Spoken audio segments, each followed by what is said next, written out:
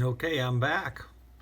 You checked with your banker and you found out that $527 was too much money for you to cough up each month, so you decided to change your loan from 75,000 at 3.25. You wanted a 30-year loan, so we're going to come in here and change that from a 15-year loan to a 30-year loan. Typically, that will get you a cheaper payment, but the bank's kind of nasty and they're going to say, we want more interest from you. Maybe they'll charge you 3.75% because the longer the loan, the more interest the bank's going to want back. We calculate and the payment goes down to just $347.34.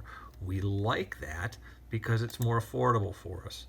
The problem is it's going to cost you more. So I'm going to come back over to my calculator and not go upside down this time. We're going to take 347. I'm going to forget about the 34 cents. This time I'm going to multiply it by 12. 347 times 12 equals only $4,000 a year, but now we're going to pay for 30 years. So I'm going to multiply that by 30, and my new cost for the loan is $124,920. So we have a lower payment at $347.34, but it's going to cost us more money because you're paying for a longer time and your interest rate goes up. So that's our quick deal on using a mortgage calculator. Everybody stay safe. We hope to see you soon. Take care, Mr. Glahn.